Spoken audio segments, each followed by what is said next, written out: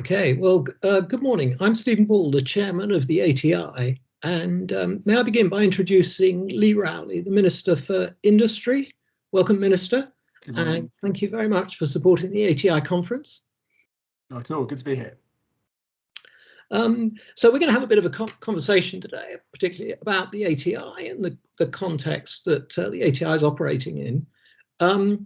But as we speak, there's a real sense of us all emerging from the challenges of the last few years, which have been particularly acute for aviation and the aerospace sector, globally, in fact.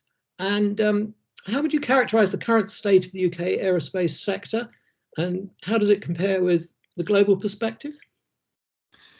So I've been a minister now for about 9 months, and aerospace is a personal interest of mine, and it's been fantastic to see the brilliant work that is done within all across the UK in terms of aerospace, both the primes and the supply chain and all of the industry which is associated with it, and the work that's underway to try and think through where we go in the future, which I'm sure we'll come to in this conversation. And it is from that I see, yep, we've had a really challenging time over the last couple of years. The aerospace sector has gone through, a really difficult time, one of the most exposed and one of the most affected industries, I think, out there. But I can also see from my conversations with people in the sector that it is coming back, that we are moving ahead, that there is a sense of optimism about where we're going, and that we are definitely very much in recovery mode. So hopefully the combination of what got us through that very difficult time, which of course we all hope will never be repeated again in the future, and the optimism which I can see from talking to people across the sector, means that we're in a pretty good place globally in order to take advantage of the opportunities which are coming in the coming years and decades ahead. Excellent. Okay, so I mean, you were clearly very supportive, if you like, through that pandemic period. What support do you see the government giving going forward, and what are your priorities in the sort of short to medium term? So I think in terms of support, there's a few things. Firstly, it's the role of government and the responsibility of government, particularly if they are bringing forward certain policy imperatives, as we are, around treading more lightly on the earth, about ensuring that our impact on the environment is lower, that we set the frameworks around those and we create the fora and we ensure the discussion is happening about how we get there. So the first part of the support is to try and move that conversation into that area, and I hope that the industry and those associated with it have seen real progress in that in the last year or so, last couple of years, even in difficult times. Work on Jet Zero, the initiatives through the ATI which is being done. We're creating that framework of clarity, hopefully, which means that we're clear about where we need to go next, and then be you guys who get us there, but ultimately the rough building stepping stones in terms of how we do that. So there's the support in terms of the framework, but then obviously there's the support in terms of the money, the subsidy, and I hope that the announcements, particularly around the additional money which we put into the ATI, the nearly 700 million that we've put in, is a vote of confidence from the government about how serious we are in terms of the importance of aerospace for our country, but also the important work that you all have in the coming years to make sure that we can develop the technology which takes us to the next step and makes us very competitive from a UK perspective. And it's not just the additional money in this spending review period, which is 3 years, but it's also in a way that isn't there in other parts of the sectors I cover. There is a clear commitment from government that we will continue to fund out for nearly a decade, which I hope demonstrates our long-term commitment to making progress here too. Okay, thank you. I mean, we have a fantastic ecosystem in the UK in terms of aerospace, as you've suggested, and I just wonder, how can we ensure that the primes and tier one suppliers continue to operate in the UK?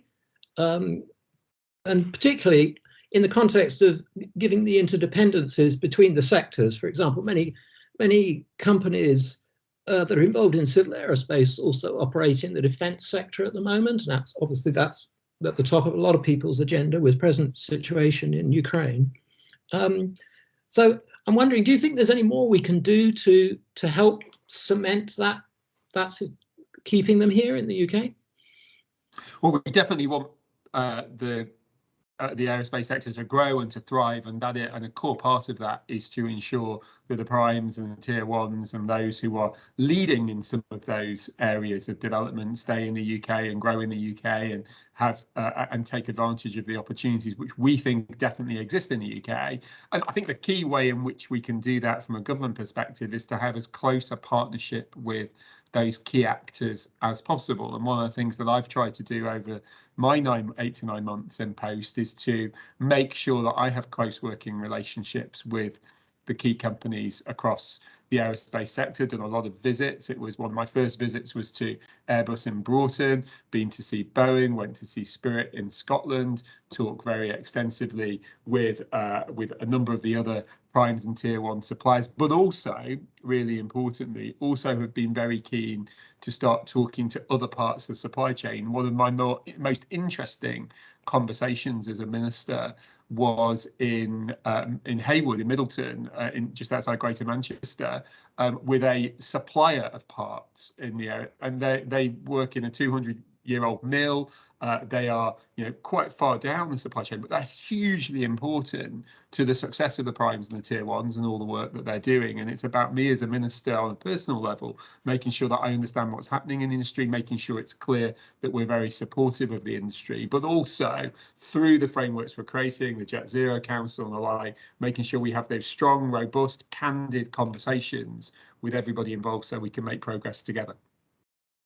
Okay, thank you. I mean, I think you've raised supply chains, and I think we all know how critical they are, and they take a long time to build, and they can be easy to lose. In terms of the aerospace supply chain, you've talked about your commitment to that. Do you think that there's more that the ATI can do to support that, or more initiatives that the aerospace sector in general could do?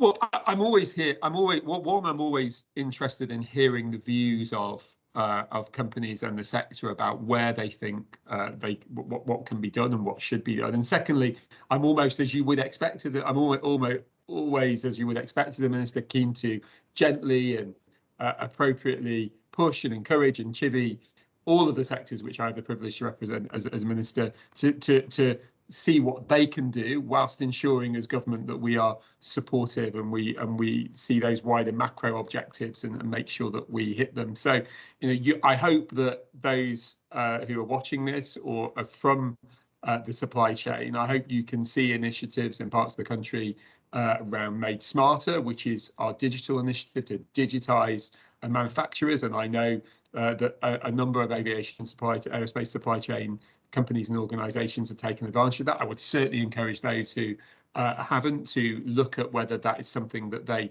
think they want to get involved in. There's Help to Grow. There's many other different initiatives out there where we're wanting to, from all supply chains, all manufacturing, all of that vastly important ecosystem all across the country, we want to make sure that you're positioned to improve, to expand, to grow over the coming decades ahead. And we want to do what we can in a reasonable and proportionate way from a government perspective, and also to encourage you guys to all do what you can, but also keen to hear your thoughts and your views, which is why I'll keep visiting, why we'll keep holding the round tables, why we'll keep doing the interaction, but also keen to hear from people about their thoughts on that. Okay, thank you. I mean, I think your engagement in this issue is absolutely key. So thank you for that. I guess we've talked about what we've already got in the UK, but maybe the key question for us is how can we attract more aerospace businesses to come to the UK? And maybe even taking a sort of slightly selfish aerospace perspective, how can we encourage more UK businesses to enter the aerospace sector, which after all is a very, it's a high value add industry? Yeah, it's a really interesting question. I mean, the first thing that any government's got to do is set a business and a research environment in a way which is positive and which is not only delivering for individual sectors such as aerospace, but where aerospace and other sectors can clearly see that the UK is a good place to do business. The UK is a location where they can have clarity and consistency and where they know what's going to happen.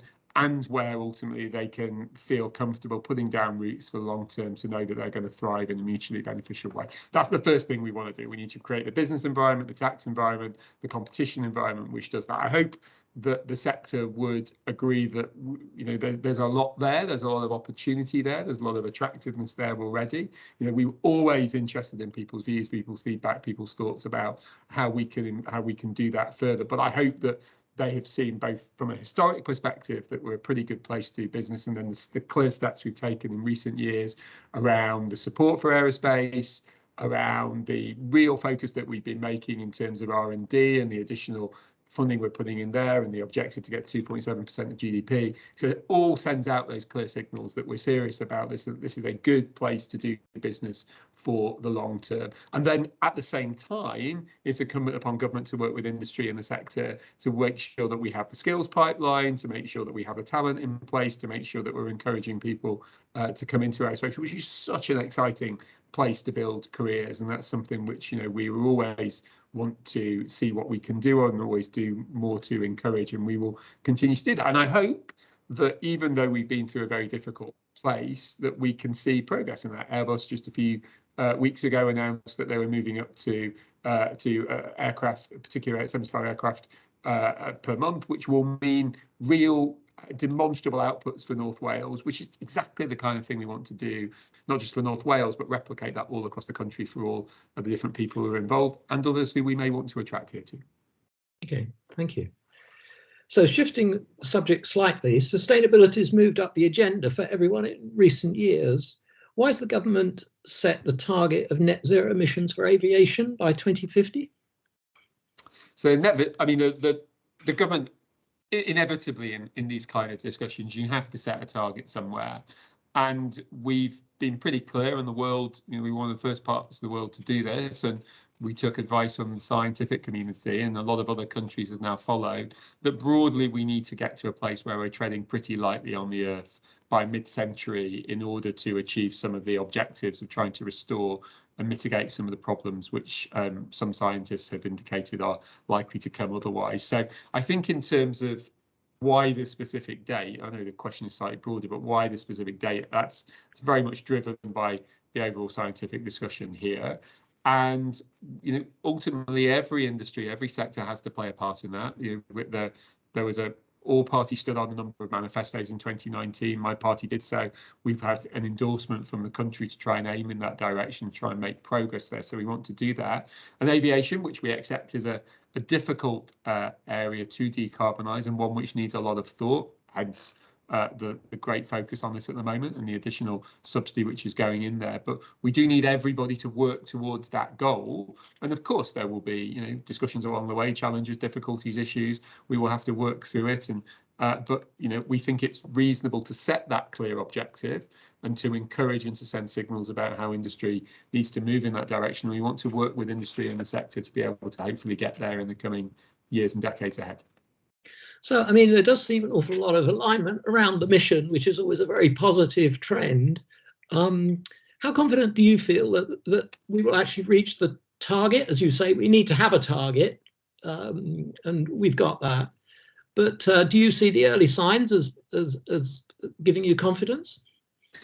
Well, I think we are much further along than we were. If we were having this conversation this time last year, I think we would see a big difference between now and 12 months ago. You know, we'd made broadly, the decision to move to net zero was taken relatively quickly in 2019, and there was always going to be a period where we needed to work through how we created the frameworks, the strategies, the overall approach, which would mean that that was realistic and target, and to actually work through how we're going to get there. And that's what basically the government spent the last few years on, and then it coalesced pre-COP in the net zero strategy, and then the series of additional things which have fallen out of that in various sectors and various areas. So I hope that the sector and, you know, the country as a whole are seeing that we are trying to approach this in a careful and appropriate way, building up the infrastructure, you know, the intellectual infrastructure and the frameworks, which means that we can see a pathway to doing that. In terms of aviation specifically, there's no doubt, as I said a moment ago, aviation is a very difficult area to decarbonise. That doesn't mean we shouldn't try, but it does mean that we should accept that this is a challenge. And myself and Minister Courts from the Department of Transport, we were questioned by the Environmental Audit Select Committee just a few weeks ago on this, and we were pretty clear this is going to be a challenge. But one, I think the industry is up for it. Two, I think it is right to set the direction and the target, because we need to have one of those in order to stand any chance. And three, we need to stay very close to you to make sure that we're working through how we get there and the order in which we do it and how quickly we do it, recognizing this big challenge. But I think a combination of what you guys are doing in ATI, things like Fly Zero, some of the loads of the investment which is coming from industry itself around bringing forward new ideas, new things, that's all moving us in a very positive direction, and I'm hopeful for the future. And what we now need to do is keep moving us in that direction, on that trajectory, and working through how we can get there. Okay, thank you. I mean, one of the things that we've learned in some of the papers that the ATI has published is that there's obviously a lot of complexity in the challenge in terms of you've got to join together technology, manufacturing, airport infrastructures, airline operations, and then there's the whole economic dimension. So it's something of a system and a systems of systems challenge. How's the government facilitating that cooperation across all of those sectors? This is a hugely important point, and I think it's a really important one to talk about, and it's absolutely the correct thing for the industry to challenge government back on, because government, for all governments want to do the right thing, but often making sure you have the delivery mechanisms to do things effectively is a challenge, particularly from a departmental structure. But what I have seen over the last 9 months is a real desire by my department, the business department, and the transport department to work as closely as we possibly can, and to put in place that structural framework which mandates that close working in order to be able to make progress, in order to ensure that there is clarity about where the decision making is, who's doing what, how they're doing it, what order they're doing it. I think things like the Jet Zero Council and the delivery and the other groups which are coming out of it, the close working relationship that I have with my colleagues. I work very closely with Robert in the Department for Transport. Kwasi and Grant work very closely on this agenda as well. So I hope, even though there is always a challenge within government and always a risk, I hope we've been able to find so far the ability to work together closely so that we can do all of the things that you were just saying, even if it is different parts of government having to coalesce and having to align in terms of how they do that. Okay, thank you. The government has provided an uplift to the ATI programme funding over the next 3 years. What outputs do you need the programme to deliver for you to say that's been money well spent? Well, I mean, in 3 years, if you can deliver as net zero, then that's brilliant. But I'm sure that's probably not immediately possible. But I mean, longer lead time than 3 years, I'm afraid. There you go. That's my challenge. No, it's kind of why I'm framing the question in a way. Absolutely. Because I want you to give us more money in the future. So if we're going to, because we're talking about 10-year, 20-year journeys here, aren't we? And so it's important for me, if you like, as a businessman, to say, well, how do you measure success in those first few years? What are that you want to build on this? Yeah, and it's entirely the right question to ask, as you and your colleagues are entirely right to do so. I mean, firstly, I should just say, the ATI has been a huge success, and we're very grateful for that. And the ATI isn't just a success because it happens, it's a success because of all the hard work of you and your colleagues and those who have come before you, and all of the fantastic work that happens out there every single day on all of the projects which you are funding in order to make progress in terms of making sure the UK is a good place to do business as an aerospace sector, and then also on this overall objective of trying to tread more lightly on the earth and sky for the next 20-30 years. So for me, a huge thank you for all of the work that you have done and you're continuing to do. In terms of where we want to be, well, there is, we want you to do what the ATI does best and what business does best. When I go and see all of the great R&D which is going on in the sector, I have great confidence that huge progress is being made, and so we want to continue to allow you to do that. It's appropriate as a government that we give you space early on we're in the foothills of making progress here, but we've started the journey up the mountain. We need to give you the space to do the innovations, do the R&D, to take it down the TRL levels, take it up the TRL levels. So there is that's what we want to do. At the same time, we also want to see progress. So it will be about working with you to I'm a management consultant by trade, so ideally I'd have a single one-page slide in front of me that says by 2025 I expect you to have done these 75 things. But I'm also pragmatic enough to know that at this early stage in development that we need to work with you much more closely than that to make sure that you are developing and thinking through the opportunities here, and we're getting to a place where iteratively, carefully, proportionately, we're making progress. So it's much more of a partnership than the sort of hard KPI, at least on the macro level, on the individual project by project level. I'm sure that there will be a greater focus on that, but on the macro level, we want to see progress. We want to see progress as quickly as possible. But we recognise in this intense R&D phase and in this early stage, we need to work with you closely to make sure that we're going in the right direction and that we're making the right decisions at this early stage. Okay, thank you.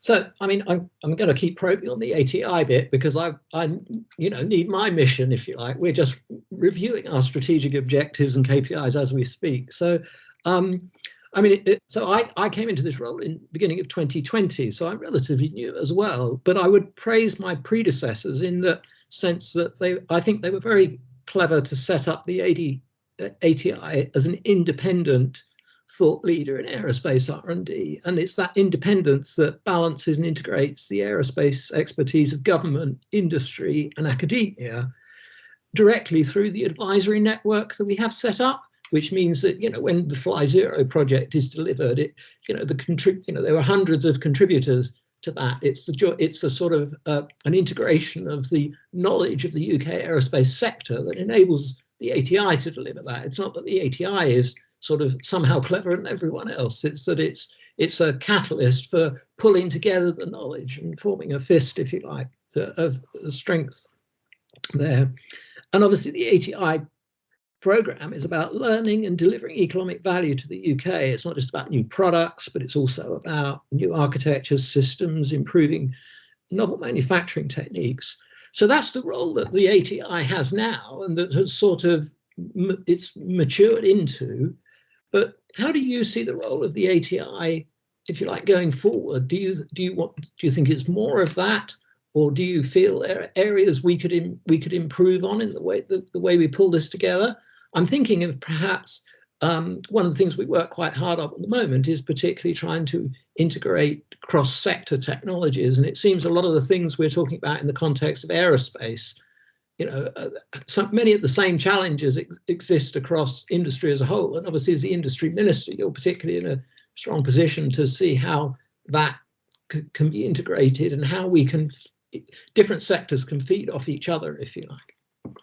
Yeah, for my industry minister role, I cover about a dozen different sectors, and each of them have things which are clearly consistent across a lot of sectors, but each of them have their own unique challenges. But my sense in aerospace is that you are very much up for the challenge of the changes which are going to come in the next 25, 30 years. You also have recognized the complexity of that change. So a lot of the sort of key thinking, at least conceptually, has been done. We know we've got an issue. Good. We know that issue is quite a big one. Good. And we know it's going to take a lot of work to get there. Good. So I think we're in a pretty good place in terms of where we start from.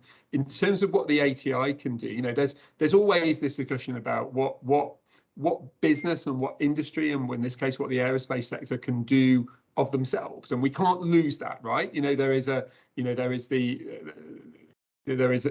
business imperative in doing things better and making things quicker and ensuring that you get better products to market, etc., etc. And that's not for government to get involved in. That's a commercial decision. Then there are a series of things where we have partnership between business and government that we want to either do or we want to move more quickly on, which is exactly where the ATI is. And where I would see the ATI over the coming years is we've got this big mission around, as you know, as we've talked about, around clean growth, and we've got to try and make as much progress on that as possible. But breaking that down, that is a combination of new technology, and we've seen through Fly Zero some of the complexity within that new technology, whether it be hydrogen, or electricity, or whatever. But also there is a recognition that one of the ways in which you get to this net zero is not just by bringing new technology on, but it's also by making the demand for the technology as low as possible. So it's about going back to that. How do I make things more productive? How do I make things more efficient? How do I make things more effective? How can I make the drag slightly less? All the great stuff that the industry has done for 60 years and which the ATI has done now for nearly a decade. So my message, as much as there is one, is there's a clear message, a clear mission there from government around the specific objective to achieve, but all the stuff which you're so good at already as a sector, and which the ATI has been so good at in terms of the last 10 years, in terms of the work they've done, making things more efficient, making things more effective, keep doing that, because that is part of the solution to getting to the overall objective. Okay. So my next question, I'm not sure, I think you might have just answered it actually, but what excites you about the sector and what more needs to be done? So you were very passionate as you answered that question, so you're definitely excited, Minister, if I may say so. Well, I am. I mean, I'm a plane buff, and so I'm happy to hold my hands up to that. I was the kid who spent his at the age of 14, 15, who went to East Midlands Airport looking at the planes because they were so interesting and so exciting. So you have an advocate in me as an aerospace minister, and I know also in Robert that we both underneath quite like aviation and aerospace and planes, and we want you to succeed and to do well, and all of the different things that you do across all elements of the sector, be it planes, helicopters, and all of the other exciting things which have the potential to come forward. So I'm excited per se by the sector, but I'm also excited by the transformation that is coming. And there is real opportunity for the UK here to do something, I think, pretty special. And it's through things like the ATI, which and through what business and industry is doing already, that I'm so excited about. And I'm also really excited about it because I genuinely believe that the way in which we are able to solve this net zero conundrum, this idea, this important thing that we need to do of treading more lightly on the earth, we're going to have to do it by taking people along with us.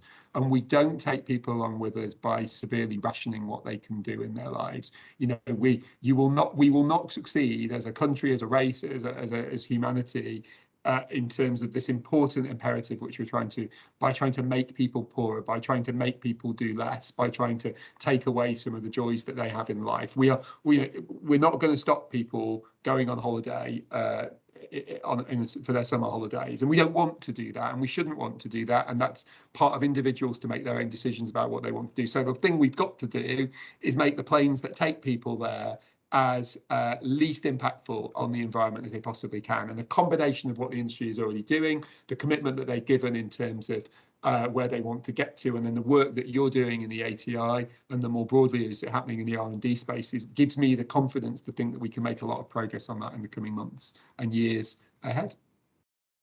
Thank you, Minister. I mean, I was thinking about asking you as a sort of final message for our conference, but I think you just delivered it without me asking. So thank you very much indeed. And indeed, thank you for your very insightful perspectives. We're very excited to have this conference. We're looking forward to having our conference in November, when we'll actually be doing it face to face, hopefully. But thank you for sharing your thoughts with us, and thank you for your personal commitment to the UK aerospace. Much appreciated. Thank you. Thank you again. Have a good conference. Thank you.